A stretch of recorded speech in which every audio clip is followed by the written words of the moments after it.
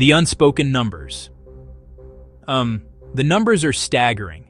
They demand our attention. More than 6 million people have died in the Democratic Republic of Congo since the 1990s. This is not a war of grand battles and clear front lines. It is a slow, grinding catastrophe.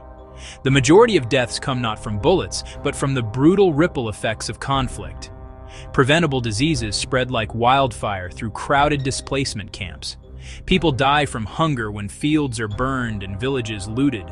They die when basic medical care vanishes, clinics destroyed, doctors fleeing. These are not just statistics. They are ghosts haunting the conscience of the world. The crisis of displacement is equally devastating, and it's happening right now. As of late 2025, an estimated 7 million people have been forced from their homes inside Congo. It's the largest internal displacement crisis in Africa and one of the worst globally. Imagine a whole country, like Switzerland, suddenly uprooted and left with nothing. The Great Silence. Why does this immense human tragedy remain a footnote in global headlines? One primary reason is the relentless competition for media attention.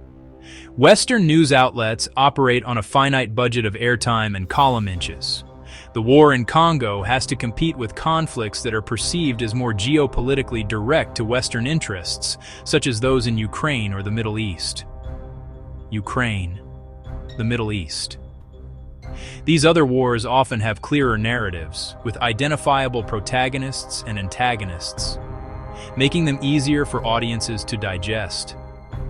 The Congo's war, with its bewildering array of actors and motives, does not fit neatly into a 90-second news segment or a simple, compelling headline.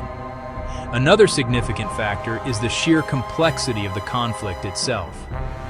To even begin to understand the violence in eastern Congo, one must grapple with a dizzying number of armed groups. Over 100 are active in the eastern provinces alone. These groups have shifting alliances. They have murky ideologies. They have names difficult for outsiders to track. The remoteness of the conflict zone also plays a crucial role in its invisibility. The epicenters of violence, like the provinces of North Kivu, South Kivu, and Ituri, are geographically isolated and difficult to access.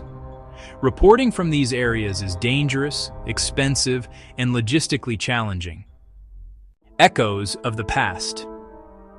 To understand the present, a brief look at the past is necessary, even if we avoid the deeper colonial wounds. After gaining independence, the Congo, later renamed Zaire, was ruled for over 3 decades by Mobutu Sese Seko. His regime was a kleptocracy. The state's immense mineral wealth was systematically plundered. He maintained a veneer of stability through force and Cold War patronage. His government hollowed out state institutions. Army and judiciary weakened and corrupt. Civil service collapsed. The true catalyst came in the mid-1990s. The horrific 1994 Rwandan genocide spilled over. After the slaughter of an estimated 800,000 people, the perpetrators fled across the border. Armies and Hutu militias, the Interahamwe, they continued launching attacks back into Rwanda. This became an existential threat for the new Rwandan government. That set the stage for foreign intervention. Africa's World War erupted, 1996-2003. Rwanda and Uganda took military action, backing a rebellion that overthrew Mobutu in 1997.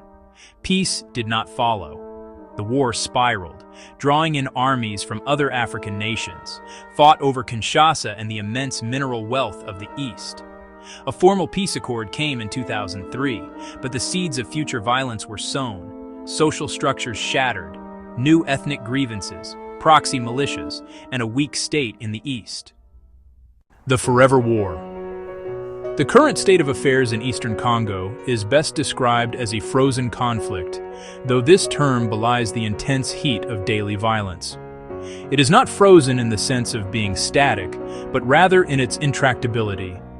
The fighting is concentrated in the provinces of North Kivu, South Kivu, and Ituri, a vast and rugged territory bordering Rwanda, Uganda, and Burundi.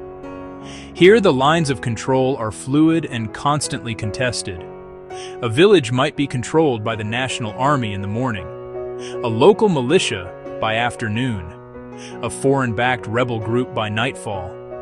This perpetual instability makes normal life impossible for millions caught in the crossfire.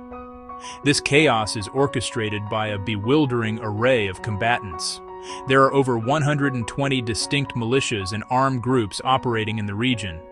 Some, like the Mai Mai, are local self-defense groups. Others, like the Allied Democratic Forces, have links to international jihadist networks. And then there are powerful, well-organized rebel armies like the M23. The conflict in eastern Congo is not a simple civil war.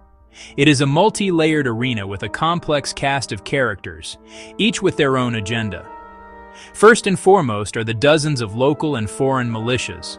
These groups are the primary perpetrators of violence on the ground, small, community-based Mai Mai groups fighting with machetes and old rifles. Sophisticated military organizations, like M23. While they claim to protect an ethnic group, their actions are predatory. They use terror as a tool, imposing illegal taxes, looting villages, controlling valuable mining sites, funding operations and enriching leaders, creating mini-empires built on fear. The second key player, the government of the DRC and its army, the FARDC, in theory, responsible for protecting civilians and territory. Underfunded, poorly trained, plagued by corruption.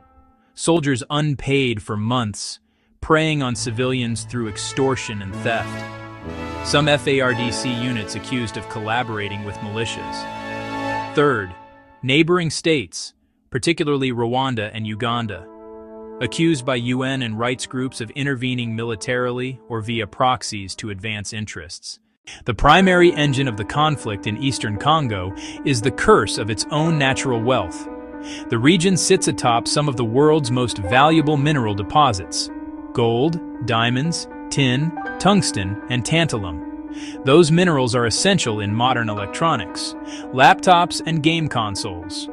The green energy transition has driven massive demand for cobalt used in batteries for electric vehicles and smartphones. Congo holds the majority of the world's cobalt reserves. This underground treasure has not brought prosperity but endless war. Armed groups have learned that controlling mines is far more profitable than anything else. Seize sites, force miners to work, extort a tax on every sack of ore, then sell to smugglers. Proceeds buy more advanced weapons, recruit new fighters, and bribe officials. This creates a vicious, self-sustaining war economy. For a warlord, peace is bad for business.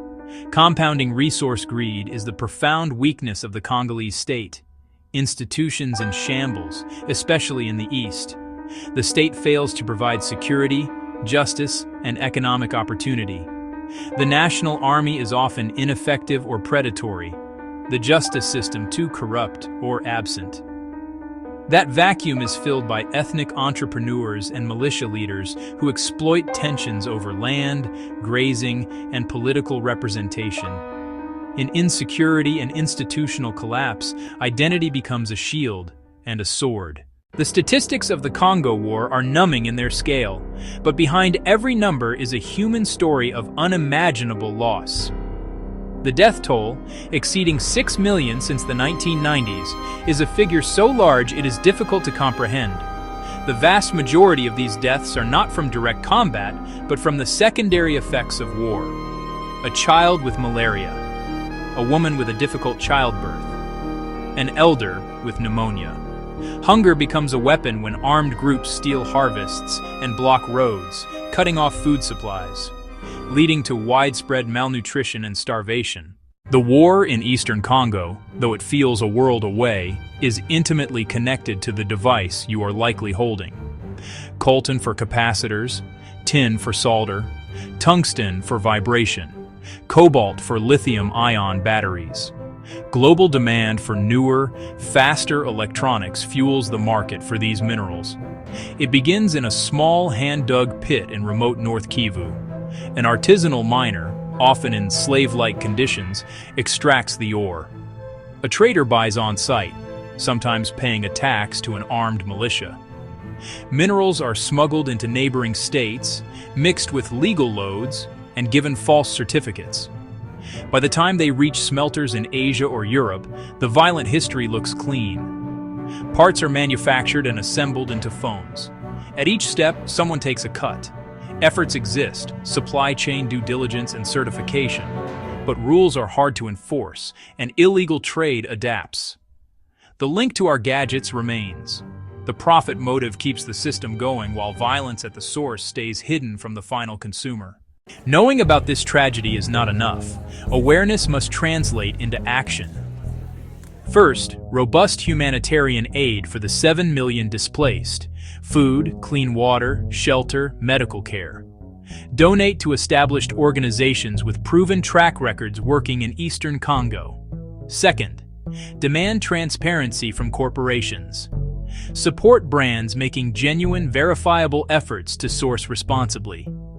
Advocate for stronger laws and rigorous enforcement. Urge leaders to prioritize the Congo and support diplomacy and targeted sanctions on those financing the violence. Empower local peace builders working at great personal risk with few resources.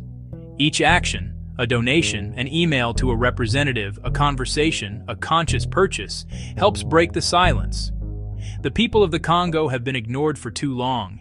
Their suffering has been a silent subsidy for our modern world. It is time for that to end. This war funds your phone, yet no one talks about it.